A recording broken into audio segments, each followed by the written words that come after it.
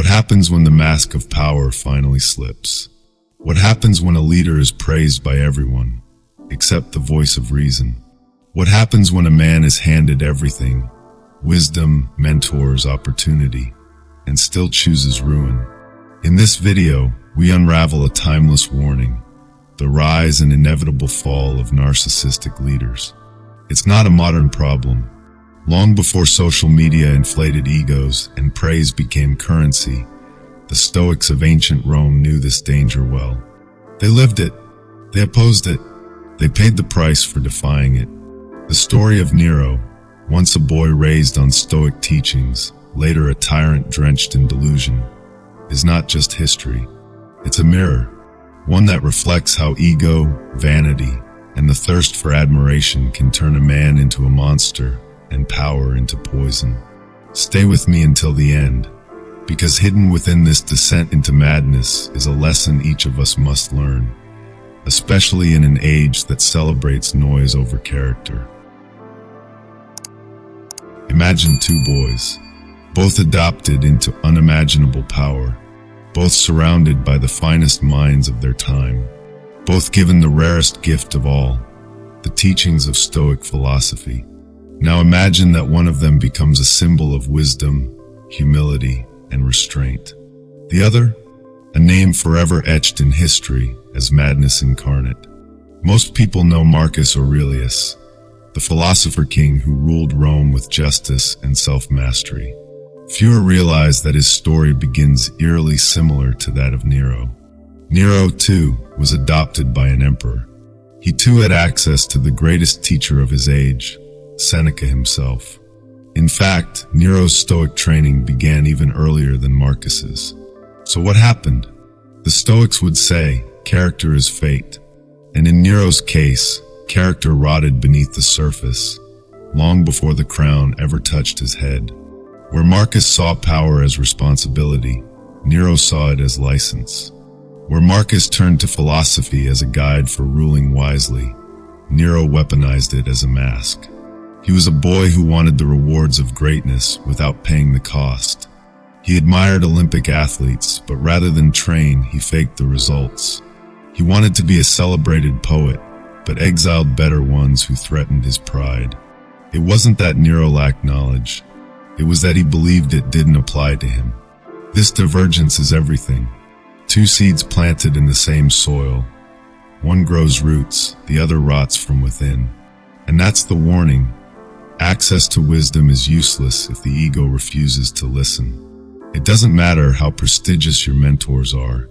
It doesn't matter how early you begin. If you reject truth in favor of attention, if you choose flattery over feedback, then decay is not just possible, it's inevitable. The Stoics knew this well. Marcus wrote to himself constantly, reminding himself to stay grounded, not to be stained purple by the robe of the emperor. He fought to stay human inside the machine of power.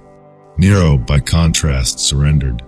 He embraced the delusion that being worshipped was the same as being wise. And so their paths, once so parallel, split irreversibly. One towards mastery, the other towards madness. But the seeds of Nero's downfall didn't end with his ego. They were watered by applause, fertilized by fear, and shielded from truth by a palace of enablers. In the next part, we'll see how flattery became the real architect of his fall, and why Stoicism warned us about the dangers of being surrounded by yes men. Power doesn't always shout. Sometimes it whispers in applause. Nero didn't rule Rome alone. He ruled from within a carefully manufactured echo chamber, a palace filled with flatterers, cowards, and sycophants. People who didn't just lie to survive, but lied because the truth was simply too dangerous. This wasn't accidental. It was engineered. He hosted games, but fixed the outcome so he'd always win. He performed poetry, but exiled those who wrote better lines. He raced chariots not for sport, but for spectacle, with slaves paid to clap, to cheer, to validate an illusion. Applause was not feedback. It was fuel. To the Stoics, this was a tragedy of perception. Marcus Aurelius warned, If someone can prove me wrong and show me my mistake, I will gladly change. I seek the truth. But Nero didn't seek truth. He sought affirmation. Always. At any cost. Seneca, his teacher, watched the farce unfold. He saw a court where even the emperor's cobbler had influence, simply because someone thought flattering him might curry favor. This is how rot spreads, not with weapons, but with whispers. And here lies the dictator's trap. When your ego is fragile and your power is absolute, reality becomes optional. The philosopher Epictetus, himself once a slave in Nero's court, spoke to this dynamic. It is impossible to learn that which you think you already know. Nero believed he knew everything, so he listened to no one. And when no one tells you the truth, you start believing your lies. You believe you're a genius, a savior, a god, even as everything around you crumbles. And so the emperor lived in a bubble, soft on the inside, terrifying on the outside. A world where nobody dared correct him. A world where silence was safer than honesty. A world where perception replaced performance. But illusions, no matter how ornate, always break. And when they do, the ego doesn't just crack. It lashes out. In the next section, we'll witness the moment when Nero's need to be adored turns into paranoia, cruelty, and chaos, and why the Stoics feared this more than any invading army. Narcissism doesn't age well. Over time, it curdles into something far darker, paranoia. As Nero's empire of illusions expanded, so too did his fear. Fear that someone somewhere might pierce the veil. He couldn't handle opposition. He couldn't tolerate defiance. So he did what fragile egos do when threatened. He destroyed. He murdered his wife. Then, unable to bear the absence, he found a male slave who resembled her, had him castrated, and paraded him as her replacement. He assassinated his own mother. He banished cousins, poets, and senators, not for crimes, but for perceived disloyalty. Even omens in the sky became threats. A comet? Surely a sign that someone must be plotting against him. Seneca pleaded with him, "You cannot kill every potential successor." It was a lesson in impermanence, a fundamental truth of Stoicism. We are all replaceable. We are all mortal. But Nero refused this. He didn't want legacy. He wanted eternity. This is the danger the Stoics warned us about. Power, when fused with insecurity, becomes lethal. The man who fears replacement becomes a tyrant. The man who fears truth becomes a killer. And what did Nero fear most? Not rebellion, not even death. He feared irrelevance. To prevent it, he left behind a trail of bodies. Yet for all his efforts, the outcome was always the same. The tighter he clutched the throne, the faster it slipped from his grasp. In the end, Nero didn't just fail as a ruler. He failed as a man. The virtues he was taught, courage, justice, temperance, wisdom, were trampled by the very emotions Stoicism seeks to conquer: fear, ego, desire, and rage. Epictetus would say, "It is not things that disturb us, but our judgments about things." And Nero's judgment was broken beyond repair. He didn't just misread the signs. He rewrote them to fit his delusion. But the tragedy doesn't end there. Because sometimes the most dangerous moment is not when the tyrant kills. It's when those around him no longer care to stop it. In the next section, we'll look at how Nero's inner circle collapsed, how his advisors abandoned him, and how even the mightiest narcissist cannot survive when no one believes the myth anymore. Illusions are fragile things. They can survive years of lies, flattery, even murder. But the one thing they can't withstand is truth. Nero's court had once echoed with applause. But now, silence. One by one, the adults in the room, the teachers, the generals, the philosophers, left or were removed. Seneca, once a father figure, was ordered to die. And in his final moments, surrounded by friends in tears, he asked, "Why are you surprised? Who among you didn't see this coming?" That is the fate of every narcissistic leader. Their collapse isn't sudden. It erodes slowly, and then all at once. Nero thought power meant love, but power without virtue breeds fear, not loyalty. His bodyguards deserted him. His advisors stopped defending him. The people, the very ones who once clapped on command, turned away in disgust. And when death finally came knocking, Nero couldn't meet it like a man. He couldn't take his own life. He had to beg a servant to do it for him. And even then, his final words weren't of remorse or insight or courage. They were a plea twisted by delusion. This is loyalty. The Stoics would see this not as tragedy, but as inevitability. Marcus Aurelius warned, "A man's worth is no greater than the worth of his ambitions." And Nero's ambition was never to serve, only to be adored. He could kill truth-tellers, but he couldn't kill truth. He could demand praise, but he could never command respect. He could silence his critics, but not the consequences. His greatest enemy wasn't rebellion, nor Rome, nor even the Stoic resistance. It was himself. Character is fate, and his was doomed from the start. But history, as always, repeats itself.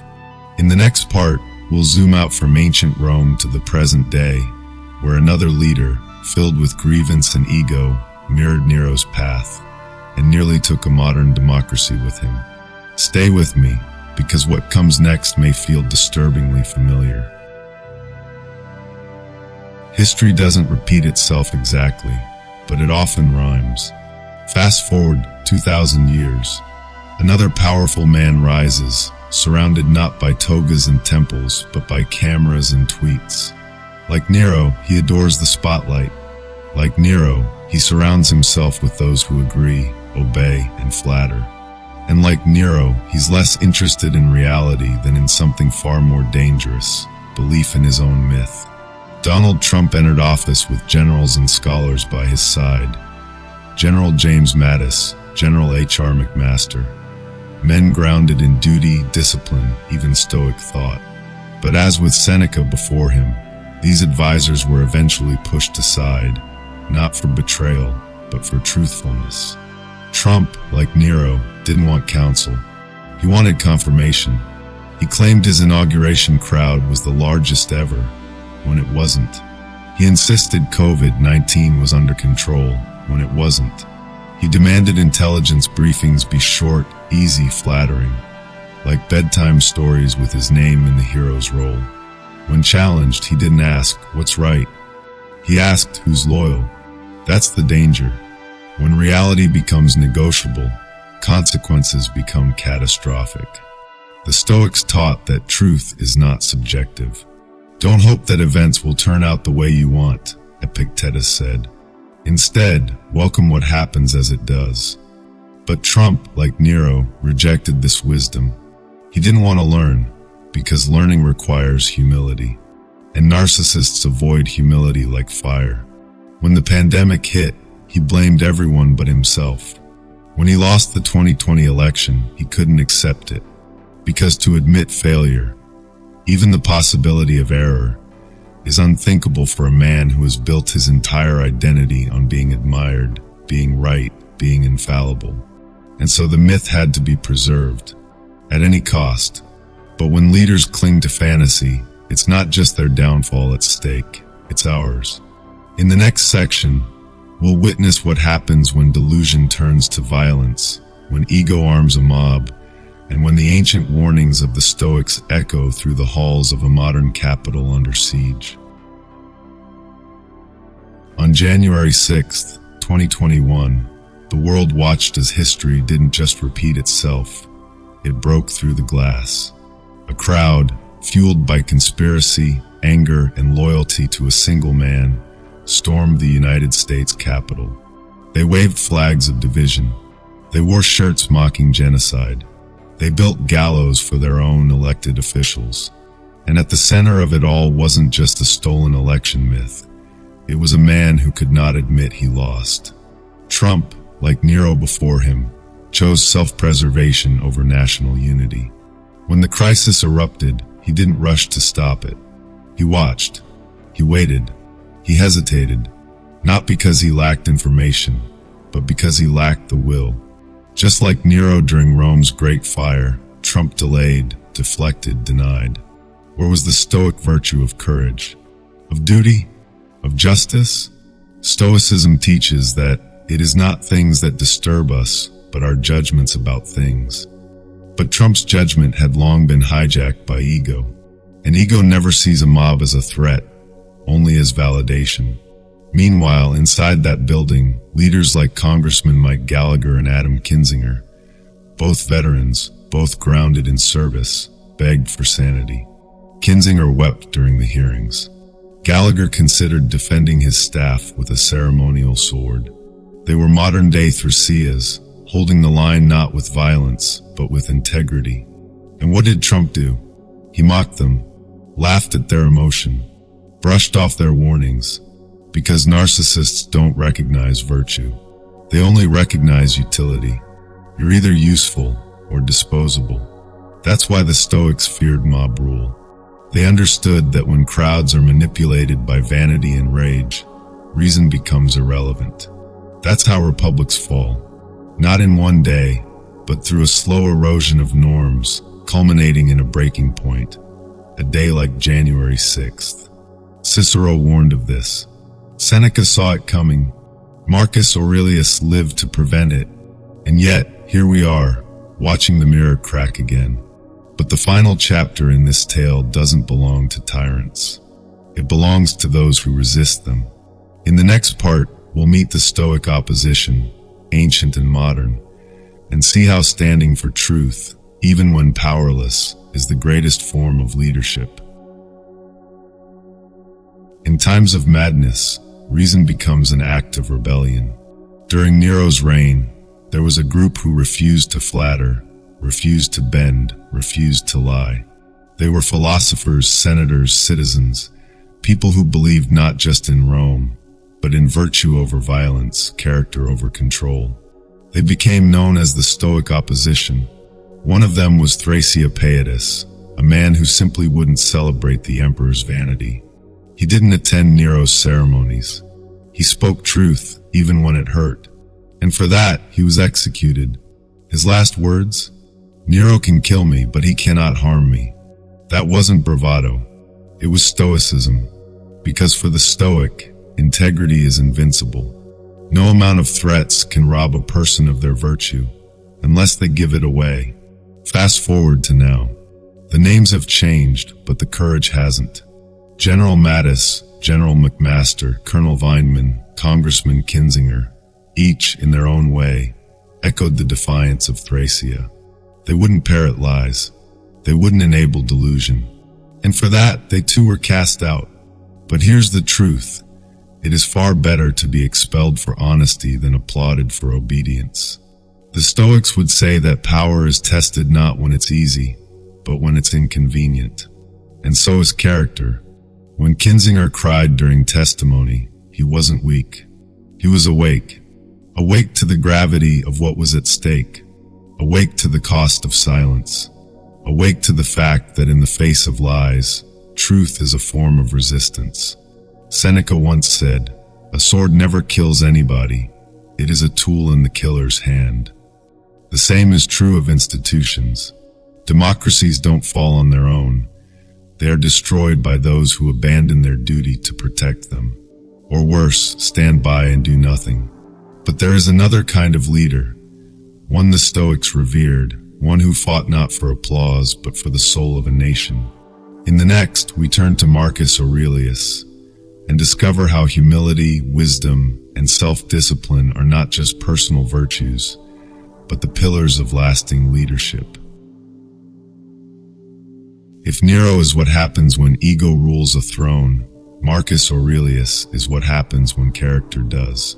He too was groomed for power, chosen by Emperor Hadrian, mentored by great minds, raised in palaces, given titles, trained for war. But what sets Marcus apart is not just what he received, it's what he chose. He chose humility over pride, responsibility over indulgence, service over self. In Meditations, he writes, "You must build your life action by action, and be content if each one achieves its goal as far as possible."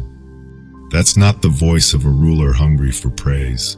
It's the voice of a man constantly at war, not with enemies, but with himself, with desire, with ego, with the temptation to become Caesar in name, but tyrant in soul.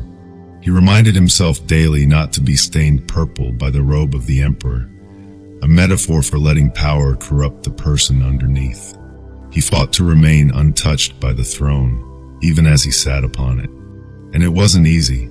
Rome faced plagues, wars, political unrest. But Marcus did not scapegoat. He did not retreat into fantasy. He faced the facts, calmly, courageously. He accepted what was outside his control, and he took full responsibility for what was within it.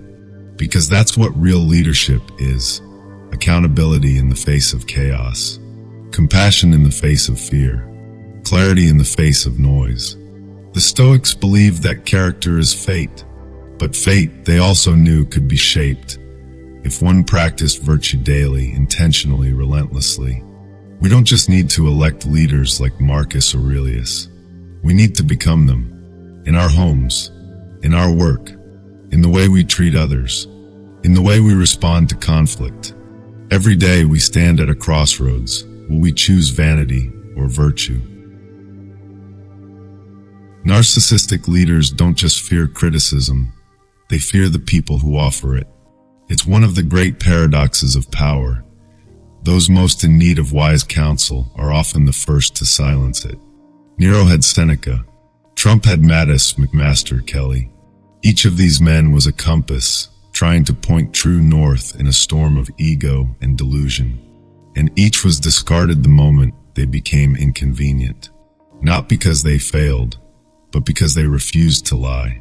The Stoics taught that true growth begins with humility. If you wish to improve, be content to be thought foolish and stupid, Epictetus said. But for narcissists, the thought of appearing wrong, even momentarily, is unbearable. They'd rather destroy the lighthouse than be reminded they're sailing toward the rocks. And so they purge. One by one, voices of reason vanish. The inner circle becomes an echo chamber, and the leader, once surrounded by advisors, ends up alone, surrounded not by truth-tellers but sycophants. But here's the tragedy: wisdom doesn't shout. It knocks, quietly, and if ignored long enough, it leaves. When Trump refused to listen to career diplomats and intelligence officers, when Nero turned against the very man who shaped his moral foundation, they weren't just losing counsel. They were severing their last tie to reality. Because power, unmoored from wisdom, always drifts toward ruin. But what happens when a leader begins to believe their image more than their impact? When the illusion of greatness becomes more important than greatness itself? In the next principle, we'll explore how false legacy, built on ego, always turns to ash. Every narcissist wants to be remembered, but few stop to ask, remembered for what? Nero dreamed of legacy. After Rome's great fire, instead of healing the city, he saw an opportunity to build a palace so opulent, so excessive, that it would carry his name for eternity. But today, all that remains is the rubble of indulgence, a symbol of a man who misunderstood greatness. Because greatness, true greatness, is not measured in marble or monuments. It's measured in virtue. The Stoics were clear. Waste no more time arguing what a good man should be. Be one. But the narcissist would rather be celebrated than challenged, rather be adored than useful. And so their actions become a desperate performance, not of service, but of self-worship. Trump, too, became obsessed with legacy, but not in policy, not in progress, not in posterity. In nameplates, in crowd sizes, in retweets. He wanted to be the most talked about, not the most respected. And here's the irony. When you chase legacy through ego, you don't build permanence. You build resentment. You build fragile myths that collapse the moment truth enters the room. Marcus Aurelius, in contrast, never tried to be remembered. In fact, his meditations were private, written not to impress the world, but to discipline his own soul. And yet, thousands of years later, we remember him. Why? Because the legacy he left was not of gold or conquest, but of character. But ego rarely stops at illusions of grandeur. It infects how leaders make decisions, how they see facts, how they shape reality. In the next principle, we'll explore how propaganda, when embraced by the insecure, becomes policy, and why the Stoics warned us against bending truth for comfort. In the empire of ego, truth becomes negotiable. To a narcissistic leader, facts are not fixed, they are obstacles. They are not foundations to build upon, but mirrors to be shattered when the reflection isn't flattering enough. Nero surrounded himself with sycophants who clapped on cue, who whispered of victories that never happened, of enemies that didn't exist. He believed his own poems were masterpieces, because no one dared say otherwise. And when Rome burned, he shifted blame, not because it was true, but because it was convenient. Trump did the same. He insisted his inauguration crowds were the biggest. They weren't. He claimed the COVID crisis was under control. It wasn't. When told hard truths by experts, he dismissed them or replaced them. When asked to lead, he chose to spin. He wanted briefings with his name in them, not insight. He called journalists and scientists fake and clung to cable pundits who echoed his worldview. The Stoics would see this as intellectual cowardice. Epictetus warned, "It is impossible to learn what you think you already know." And Seneca wrote, "Truth is not served by exaggeration." But to the narcissist, truth is only useful when it flatters. And that's how lies, repeated, reinforced, and rewarded, become policy. This is not harmless. It is the slow poison of institutions. When truth bends to ego, trust crumbles. When facts become alternative, democracy becomes vulnerable. The Stoics believed in logos, reason, objective order, the logic of the universe. And any leader who seeks to govern without it is not leading. They're improvising a tragedy, blindfolded and dragging a nation with them. But what happens when even deception gives way to something worse?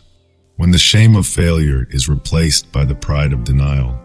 In the next principle, we'll explore how the death of shame marks the point of no return for those unfit to lead. There is something far more dangerous than arrogance. It's the absence of shame. Shame, when rightly felt, is a signal. It says, you've crossed a line. Do better. But narcissistic leaders don't hear that signal. Or if they do, they bury it so deep beneath bravado that it dies. When Nero ordered his mother's assassination, he didn't mourn. When he blamed Christians for Rome's fire, he didn't flinch. And when his empire crumbled, he didn't apologize. He performed, right to the bitter end. Trump, too, showed this pattern. When asked about the chaos and loss during the pandemic, he said, "No, I don't take responsibility at all." When insurrectionists stormed the Capitol, he delayed in condemning them, and then only half-heartedly. He mocked grieving leaders. He laughed at sorrow, because in the narcissist's world, remorse is weakness. Reflection is defeat. But the Stoics knew better. They saw shame not as a burden, but as a compass. Marcus Aurelius wrote, "Just that you do the right thing. The rest doesn't matter." And to do the right thing, one must first be able to recognize when they've done wrong. The unfit lose this ability. They no longer blush at cruelty. They don't pause at injustice. They become insulated by ego, armored in denial, untouchable by truth. And that's when they become truly dangerous, not because they're powerful, but because they're no longer human in the moral sense. Shame restrains, but without it, there are no brakes left. So what do we do in the face of such leaders? How do we respond when truth, virtue, and humility are mocked? The answer isn't in outrage, but in resistance. In the final principle, we return to the core Stoic truth, that character, not power, is the only empire that lasts. Empires fall, statues crumble, names are forgotten, But character, that endures. Nero wielded power like a weapon. He burned, banished, blamed, and in the end he begged for death, unable to face the world without his illusions. Marcus Aurelius, by contrast, carried power like a burden. He ruled through restraint. He suffered quietly. He wrote not for glory, but for clarity. And 2,000 years later, we still read his words, still study his mind, still feel his soul, because true greatness isn't loud. It doesn't demand worship. It earns respect in silence.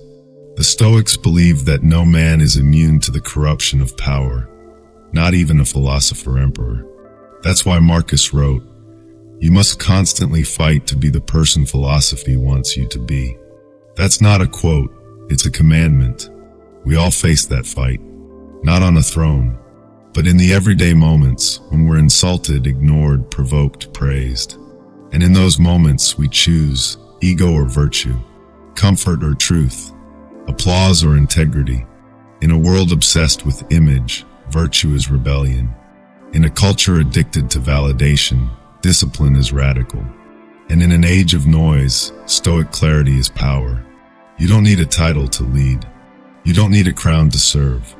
You just need to hold the line, to be one of the few who still believe that courage, justice, temperance, and wisdom are enough.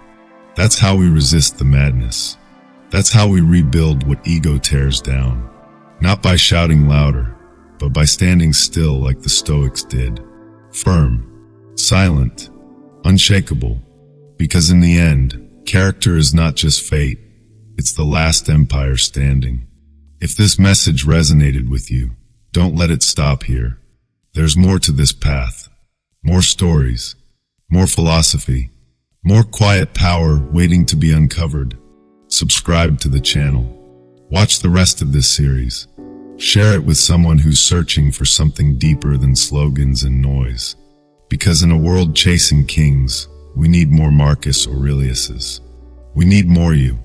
Character is fate, not followers, not fame, not how loud you speak, but how firmly you stand. If this spoke to something in you, subscribe.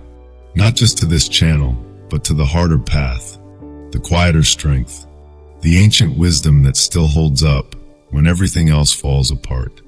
And share this with someone who needs to remember that in a world of noise, silence can still lead. And in a time of ego, virtue is still power.